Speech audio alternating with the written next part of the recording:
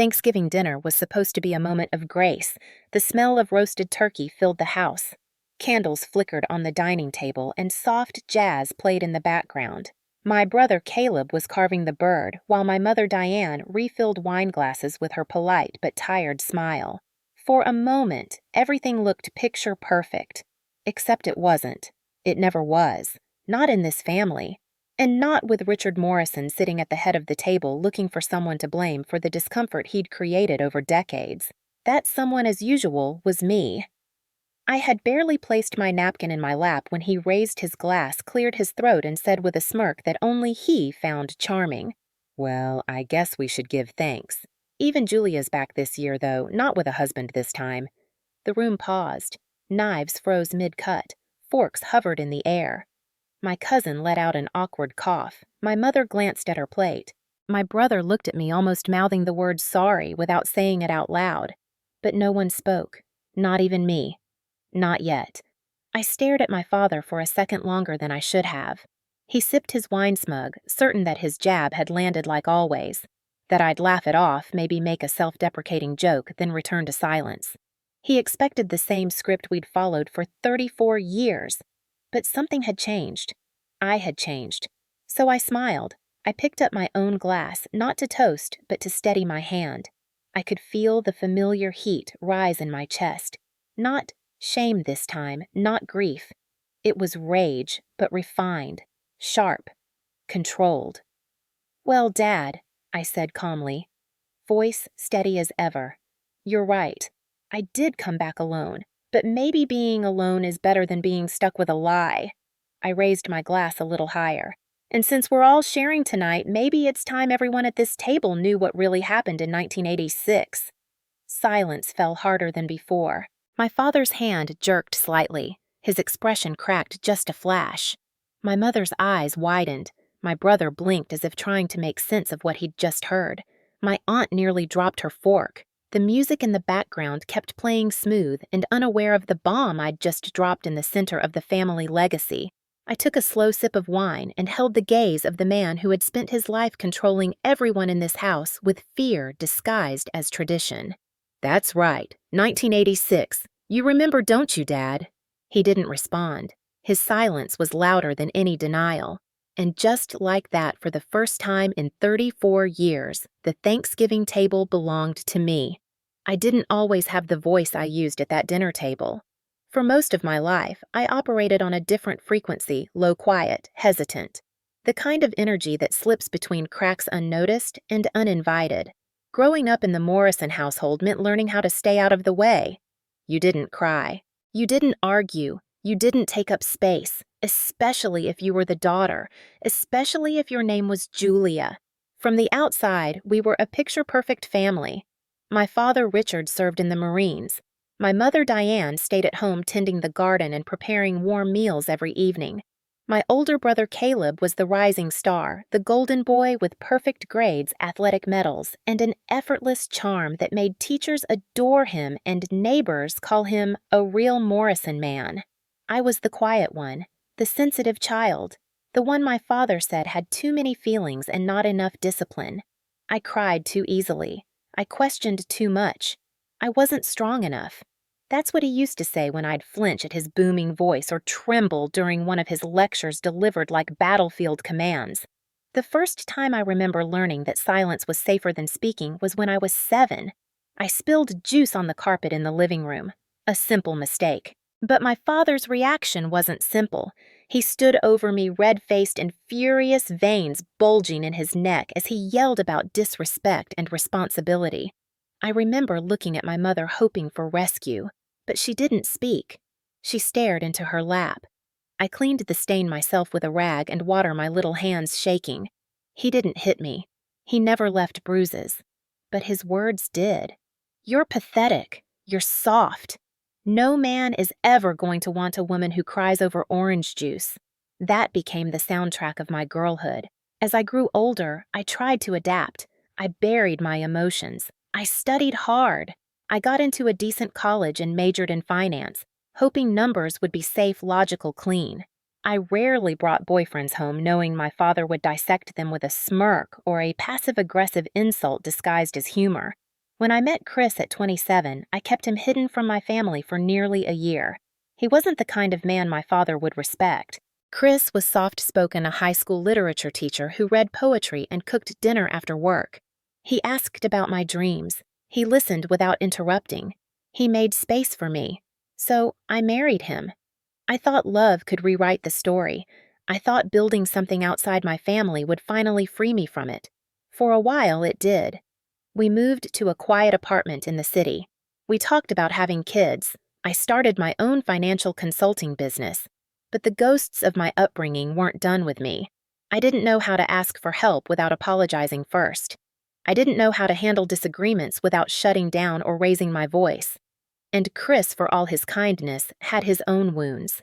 His affair with a coworker started sometime during year 4. He said I was emotionally distant, that I never let him in, that I didn't know how to love properly. I believed him, because deep down I still heard my father's voice whispering, "You're too much. You're not enough." After the divorce, I didn't tell anyone for 3 months. I moved into a small studio apartment with barely enough room for a table, let alone healing. I kept working. I kept pretending. And when Thanksgiving rolled around, I told myself I should go. For Mom. For appearances. Maybe this time would be different. Maybe my father would say nothing. Maybe I could eat a meal without swallowing shame. But he didn't stay silent. And I didn't swallow anything. Not this time. Because that comment at dinner wasn't just about a failed marriage. It was about every time he'd mocked me growing up. Every time he'd weaponized my sensitivity. Every time my mother looked away. That comment cracked something open. And behind that crack was a flood. A history. A secret he thought would stay buried forever. But nothing stays buried when you raise a daughter who eventually learns how to dig. It's easy to pretend things were fine when you're a child because pretending is how you survive. That's what I did for most of my life. I colored within the lines. I smiled in photos.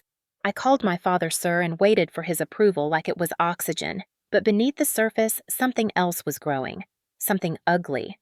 Something sharp. The Morrison household wasn't violent in the way most people recognize. There were no police visits, no broken dishes, no screaming matches loud enough to rattle the neighbors. It was quieter than that, more insidious. My father didn't hit. He humiliated. He didn't punish. He dominated. He'd demand we all sit down for family dinner at exactly 6. Late by 1 minute, you didn't eat. Forgot to say grace properly. You started over. Forgot to iron your shirt. You were told how you'd never amount to anything. He didn't need a belt. His words were sharper than leather ever could be. I remember one night when I was 9, I had a nightmare. I ran into my parents' room sobbing, shaking. My mother opened her eyes, startled. My father didn't move. Then, after a few seconds of cold silence, he sat up slowly and said, "If you're old enough to be afraid, you're old enough to face it alone. Get out." I stood there frozen.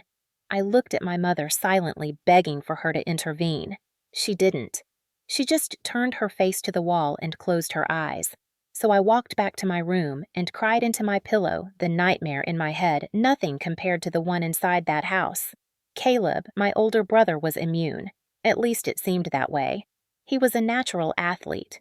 He picked up skills fast, never cried, never questioned. My father adored him.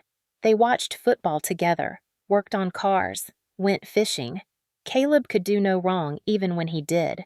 One time, he crashed Mom's car into the mailbox when he was 16. Dad laughed, said boys will be boys. When I got a C in math, he took the door off my bedroom, said privacy was a privilege, not a right.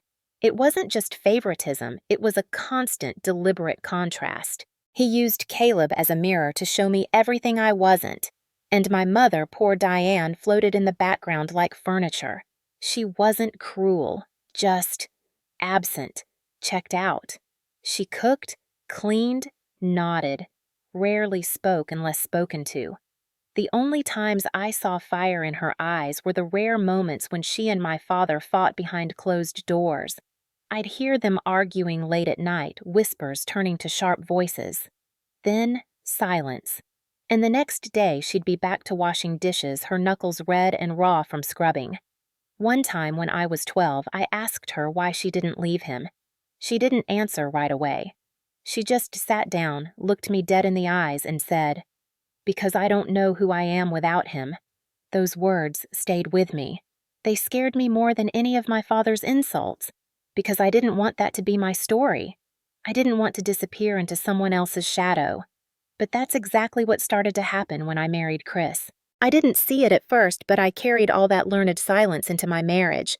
I was afraid to speak up. I mistook control for love. I thought pleasing someone was the same as being loved by them. When Chris pulled away, I tried harder. When he cheated, I blamed myself. Because that's what I'd been taught: if something breaks, it's probably your fault. Looking back, the signs were all there. Not just in my childhood, but buried in the small rituals of everyday life. My father would inspect our rooms with military precision. He'd quiz us on what he called discipline drills, ask us to recite chores, rules, Bible verses. He made me wear long skirts to church because, in his words, temptation starts with a hymn line. He taught me that being female meant being controlled, that softness was weakness, that questioning authority was rebellion. But the most dangerous lesson was this: that love was earned, not given, that you had to earn your place at the table. Earn silence instead of ridicule. Earn tolerance instead of kindness. And for a long time, I believed him. I believed all of it.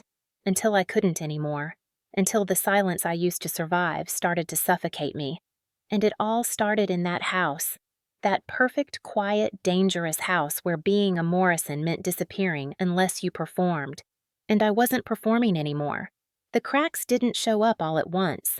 They snuck in slowly, like a draft through a loose window, chilling everything without being seen. After my divorce, I thought maybe I'd finally earned a reprieve from my father's constant scrutiny. Surely ending a marriage to a man who had betrayed me would warrant some sympathy or, at the very least, neutrality. But I'd forgotten that in Richard Morrison's world, vulnerability was weakness, and weakness was always punished. The first time I returned home after the separation, I brought a bottle of wine, a polite smile, and a carefully rehearsed explanation. My mother nodded gently, eyes darting between me and the floor. Caleb said little, offering a one-armed hug and a distracted, "Sorry, sis." "But my father," he laughed, a short, sharp exhale that sliced through the air like a knife. He shook his head and said, "Only 5 years. That's got to be a record for failure in this family." I said nothing. I bit the inside of my cheek until I tasted blood. I'd learned long ago that responding in the moment only made things worse. It gave him more fuel. But something inside me shifted that day. A seed of anger planted itself in my chest, taking root among all the quiet shame I had swallowed for decades. The next few months were worse. He'd call me our little broken bird during family dinners. Ask if I'd considered therapy, or maybe just being less emotional. When Caleb's wife gave birth to their second child, he toasted to women who know how to keep a family together and looked directly at me. I told myself I wouldn't rise to it, that staying calm was the higher ground, but the ground was crumbling beneath me, and I was tired of pretending not to fall. Then came the letters. My father, always a fan of discipline, started leaving notes for me whenever I visited, little paper sermons. One read, "A woman's value is in her loyalty, not her ego." Another said, "A daughter who can't maintain a marriage brings shame to her father's name." I found them tucked into my purse, slipped into my coat pocket, one even taped inside the bathroom mirror. At first, I tore them up. Then I started keeping them, not because I believed the words, but because I needed the evidence. I needed to stop gaslighting myself into thinking maybe I was overreacting. The final straw wasn't a note. It was a conversation I wasn't supposed to hear. I had come by the house early unannounced, hoping to drop off some food I'd prepared for my mother. I was halfway up the porch when I heard their voices through the cracked window. My father sharp and dismissive, my mother quiet but steady. She was saying something about me, about how I seemed different, stronger, and he snapped back, strong. "She's a mess, always has been. If she wasn't so dramatic, maybe her husband wouldn't have run off. It's her fault, Diane. She was never marriage material." I froze. I wanted to walk away. I wanted to scream. Instead, I stood there letting those words tattoo themselves into my spine. That was the moment I knew something had to change. Not just the way I handled him, but the entire narrative. I couldn't keep letting him control the story of who I was. I couldn't let his voice be the one echoing in my head. Around that same time, my mother began unraveling in small, almost imperceptible ways. I'd catch her staring into space, hands trembling as she folded laundry. One afternoon, I asked her directly, "Did he ever hurt you?" She looked at me for a long time. Then she said, "Do you remember when I fell down the stairs in 1986? I nodded slowly. I was 5. I remembered the hospital, the bruises, the whispered explanations. She smiled, but there was no warmth in it. "I didn't fall. Your father pushed me." It was the first time in my life that my mother had said something that defied the official family version of events. It was the first time she'd acknowledged that maybe, just maybe, we'd all been living in a carefully constructed lie. That night, I couldn't sleep. I kept thinking about her words, about the soft, haunted way she'd said them, and I realized something devastating. All my life, I thought I was weak because I cried, because I hurt, because I asked for kindness. But the real weakness was silence. The real failure wasn't in falling apart. It was in pretending everything was fine while the house burned down around you.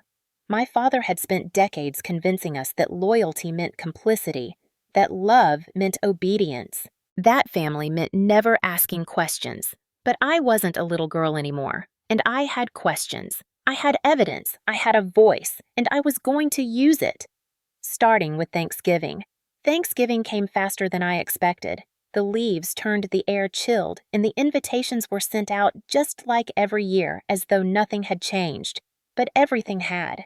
I arrived with a plan, not one crafted out of revenge, but out of necessity. I had spent the last few weeks gathering pieces of the truth like fragments of glass, my mother's quiet confession, old hospital records. She finally let me see notes from my father that I'd saved, and a single black and white photo from 1986.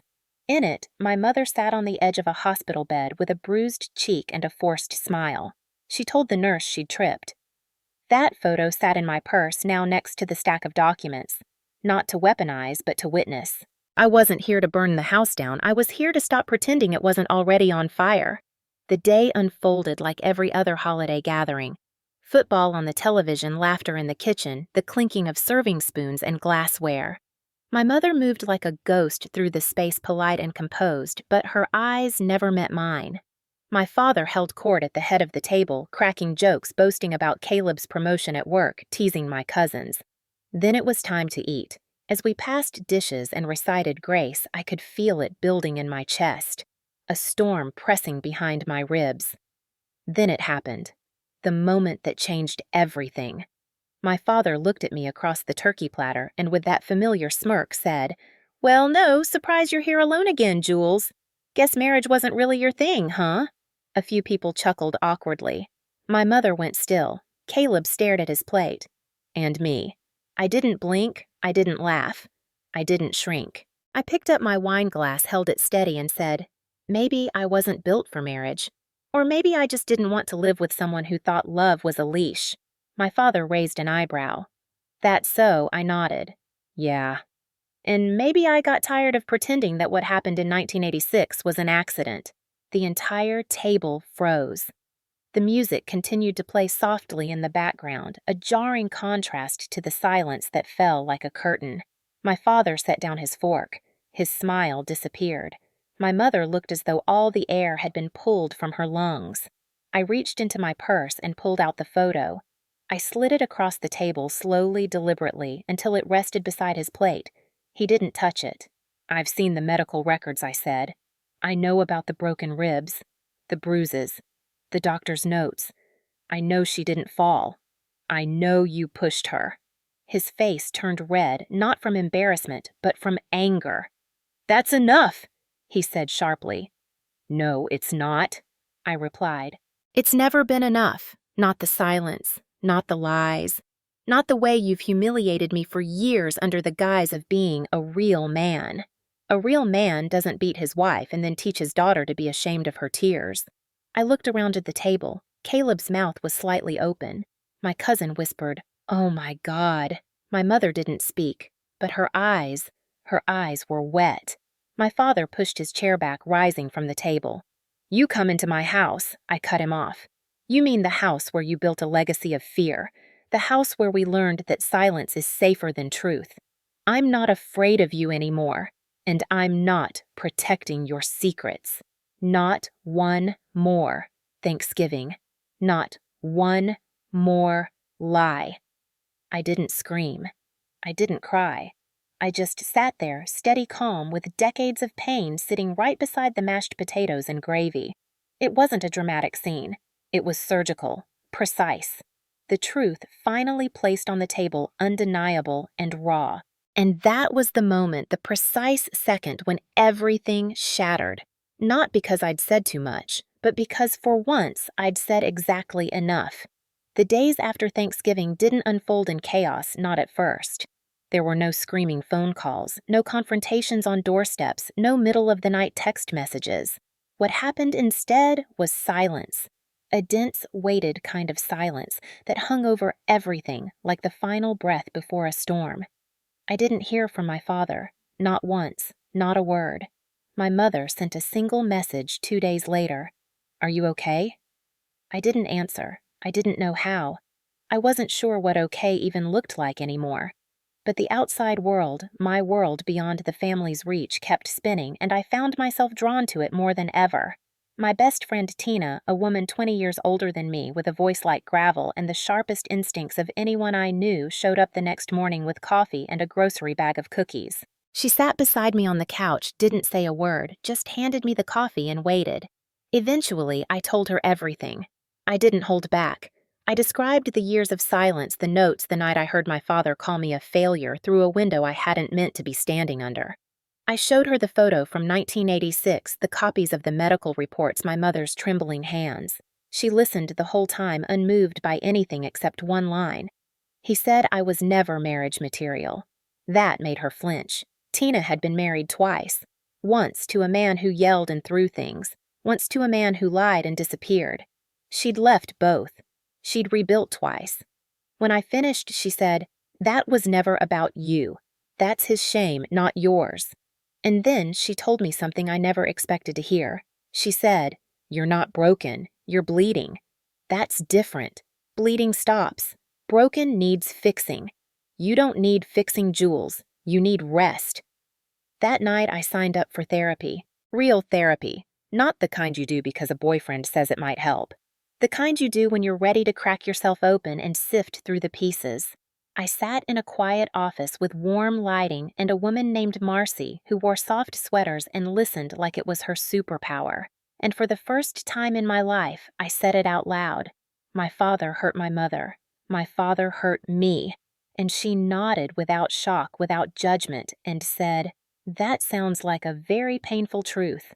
Let's hold it together for a while." Week by week, I unpacked years of pain. I learned about emotional abuse, about gaslighting, about the legacy of trauma passed through generations like an unspoken inheritance. I learned that my mother's silence wasn't weakness, it was survival. That my father's cruelty wasn't discipline, it was control. And most importantly, I learned that what I had always called drama or oversensitivity was actually just human emotion denied a safe place to exist. I also began writing again, something I hadn't done since college. Late at night, I would sit at my kitchen table, a cup of tea beside me, and spill everything onto the page. The memories, the rage, the longing, the quiet hope. And then something happened. I wasn't the only one unpacking. Caleb called me a week after Thanksgiving. He didn't apologize right away. Instead, he asked, "Is it true about Dad, about Mom?" I told him yes, all of it. He was quiet for a long time, then said, "I never saw it." I said, "You didn't have to. He didn't treat you the same. You were the mirror he wanted to see himself in. I was the one he tried to break." Caleb didn't argue. He said he was sorry, not just for the silence, but for the years of standing by. And then, he did something no one in my family had ever done. He asked, "What can I do now to support you?" It was a start, a small one, but it meant something. Meanwhile, Marcy encouraged me to establish boundaries, not invisible fences built from guilt and half-promises, but real boundaries with consequences. I stopped answering calls from my father. I told my mother I loved her, but I wouldn't lie for her anymore. I wouldn't pretend. If she wanted a relationship with me, it had to be built on truth. The silence from my father remained. But the world beyond that silence, it was growing. People were reaching out. Friends, colleagues, women I'd known for years who, upon hearing fragments of my story, shared their own. We weren't broken. We were bleeding. But we were healing, and we weren't alone. Taking my power back didn't happen all at once. It wasn't like a movie scene where the heroine stands on a stage and the world claps. It was smaller than that, slower. But every step I took away from my father's voice was a step toward my own. I started with the little things. I stopped explaining myself. If I didn't want to go to a family event, I said no. If someone asked why, I said, because I don't want to. No apologies, no justifications. It felt foreign at first, like walking in shoes that didn't quite fit yet. But it also felt free. I blocked my father's number. That was harder than I expected. Even after everything, there was a part of me still afraid of what would happen when I finally refused to listen. But silence is only power when it belongs to the abuser. When it's reclaimed, it becomes peace. The next thing I did was meet with a lawyer. Not because I planned to sue him or drag anyone through court, but because I needed to know my rights. Financially, legally, emotionally. I had no idea how much control my father had tried to maintain over every member of the family, even as adults. My name was still listed as a backup on several documents, emergency contacts, medical proxies, even a shared bank account my mother never told me about. I had it all removed. I signed papers revoked access and told my mother plainly, you can love him if you want, but I won't enable him anymore. The hardest part came when my father finally did try to reach out. It wasn't a phone call. It was a letter, handwritten, slipped into my mailbox one morning in January. The envelope had no return address. Inside were 2 sheets of lined paper in his familiar, heavy-handed writing. The letter was what I expected: denial, defensiveness, a backhanded attempt at concern. I don't know why you're spreading lies, he wrote. Your mother always had a flair for the dramatic, and clearly you inherited that from her. Families aren't perfect, Julia, but they stick together, and what you did was betrayal. I stared at the word betrayal for a long time. It didn't sting the way he intended. It was almost laughable. For decades, I had sacrificed my voice to protect his image. If that's betrayal, I thought, then I'll wear it like a crown. I didn't write back. I folded the letter, tucked it into a file with the others, and moved on. But I wasn't done fighting, because taking my power back wasn't just about me. It was about rewriting the entire narrative of who I was in this family. I began documenting everything, not for legal reasons, but to remember. My own personal archive of truth. Notes, recordings, journal entries. Stories my mother began to tell me in snippets when she felt brave enough. She told me how he used to monitor her spending, how he made her account for every dollar, how he punished her by locking her out of the bedroom for a week when she questioned one of his decisions. She spoke in a quiet voice as if the house itself might overhear. And every time she spoke, I listened not just with my ears, but with the part of me that had once been a frightened child looking for answers. Then one evening something shifted. I had invited my mother to dinner, just her. It was the first time in years we had sat across from each other without my father present. We ate in silence for a while. Then she said, "He's been asking why you won't come home." I set down my fork. "Did you tell him?" She nodded. "I told him that maybe you're just finally doing what I never could." That moment cracked something open between us. Not a flood, not forgiveness, but something. Recognition. Understanding. A shared grief. She reached across the table and took my hand. It was the first time I remembered her doing that since I was a little girl. "I'm proud of you," she whispered. The words landed like a balm on a wound I hadn't even realized was still bleeding. That night I cried not from sadness, but from the strange, beautiful ache of release. I knew I couldn't save her. I couldn't make her leave him or force her to reclaim her life, but I could show her that it was possible, that silence didn't have to be her legacy. That being a Morrison didn't have to mean being afraid. In the weeks that followed, I began to rebuild not just boundaries, but a life. I joined a women's support group. I shared my story. I listened to theirs. I spoke at a local event about emotional abuse in high-control families. People cried. People clapped. But more than anything, people nodded. They understood. They saw me. And that, more than anything, reminded me who I really was. Not a broken bird. Not a failed wife. Not the dramatic daughter. But a woman who had learned to fight back, not with fists or fire, but with truth. And with that truth, I was building something no one could ever take away again. There's a strange silence that follows a truth too big to ignore. It's not peace, exactly. It's the sound of people shifting in their chairs, reevaluating the rules they thought were unchangeable. That's what happened after Thanksgiving. The world didn't explode. No one screamed.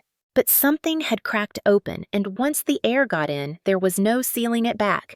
My father tried to carry on as if nothing had happened. That much I expected. Denial had always been his armor, but the others didn't follow his lead this time.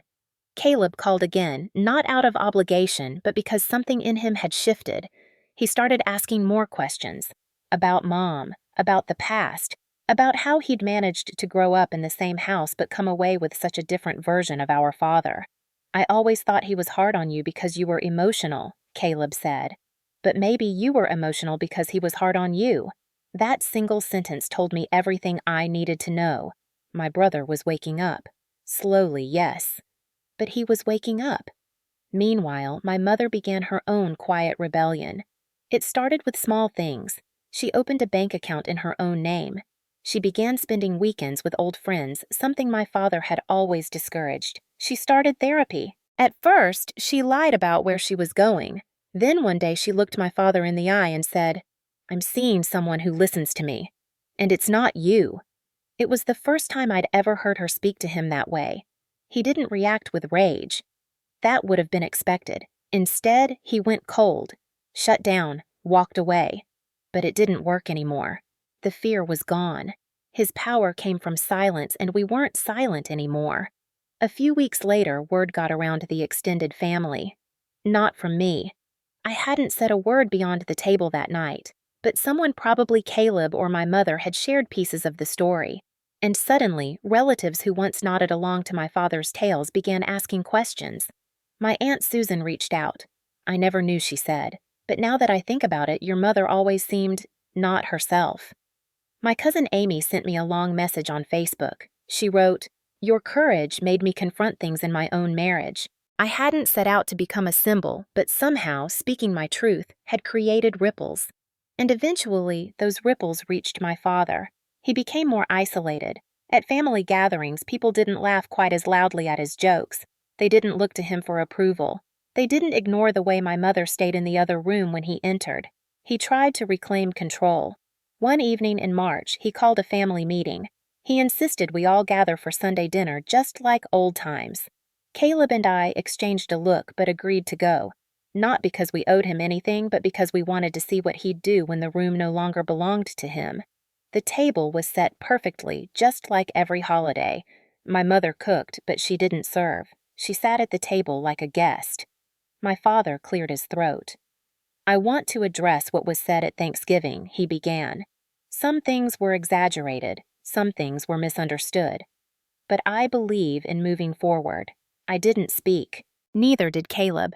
My mother picked up her fork and said calmly, "Moving forward requires telling the truth." My father paused. His jaw tightened. "Diane," he started, but she cut him off.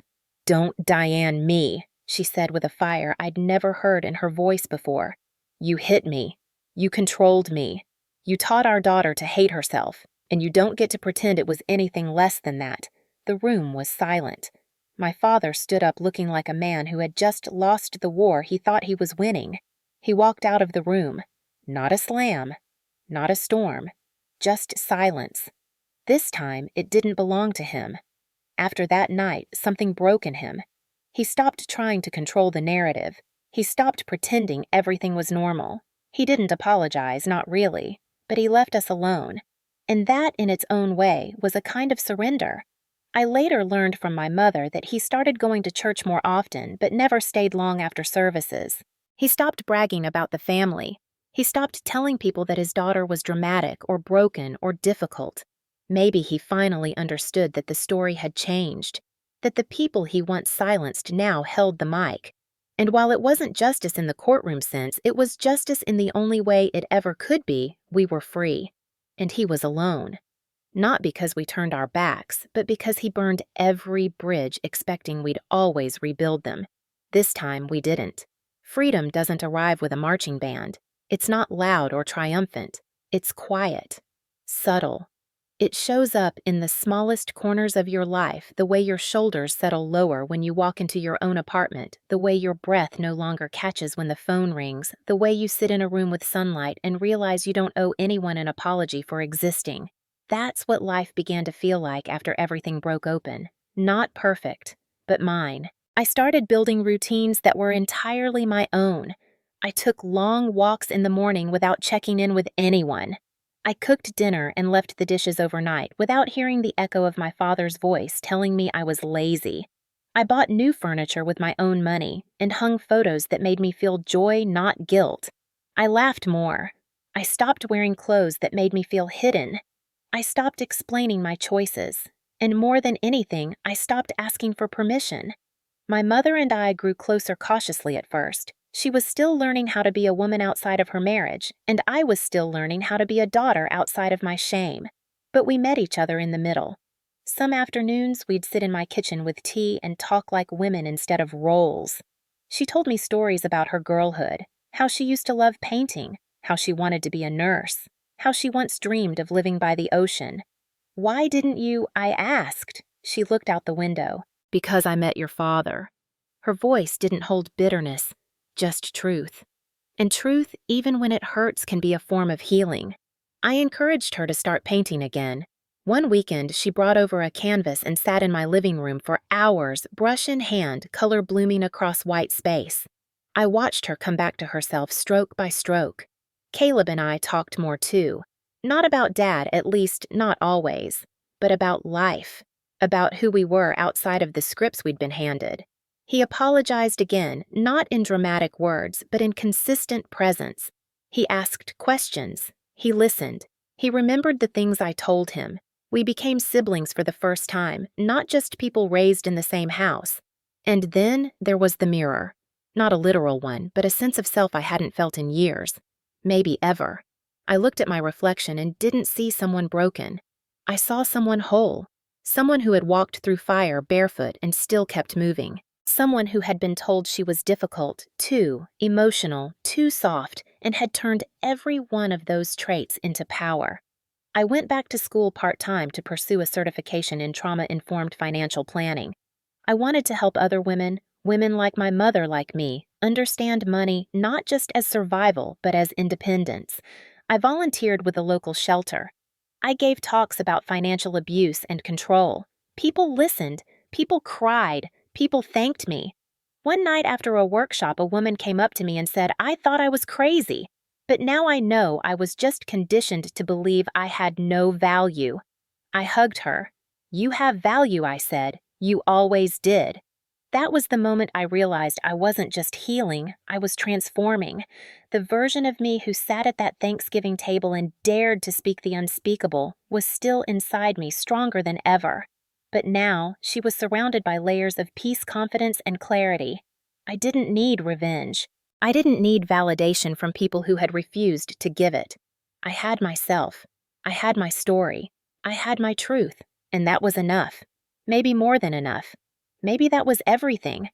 Breaking a cycle is messy. It doesn't come with applause or easy closure. Sometimes it just means choosing differently, showing up differently, refusing to carry forward what once crushed you. For me, breaking the cycle wasn't about turning my back on family. It was about redefining what family meant. It wasn't about erasing the past. It was about refusing to repeat it. I remember sitting across from my therapist one afternoon, months after that Thanksgiving dinner, and saying, "I don't feel angry anymore." She smiled gently. "That means you're free." And I was. Free to set boundaries. Free to speak without shaking. free to love without fear that it would be used against me. My father still didn't speak to me. That silence, once terrifying, now felt like peace. A wall that didn't need climbing. A door that didn't need knocking. My mother continued her journey quietly. She wasn't ready to leave him, but she no longer shrank in his presence. She had voice now. Choices. Her eyes no longer looked like a locked room. They looked open. Awake. And that was enough for me. Caleb started his own therapy. He told me once I spent so long trying to be like him. Now I'm trying to unlearn everything he taught me. His sons were young, and he was determined not to pass the Morrison legacy on to them. I tell them every day they're loved, he said. Even when they mess up, that's how the cycle ends. Not with revenge, with better choices. I still get letters sometimes, from women who heard me speak, from friends of friends, from strangers. They say things like, I didn't know what emotional abuse was until I heard your story. Or, you helped me leave. Or, simply, thank you for saying it out loud. And every time I write back. Because if there's one thing I know now, it's that silence is a cage, but truth is a key. My life now is quiet in the best way. No one yells. No one controls.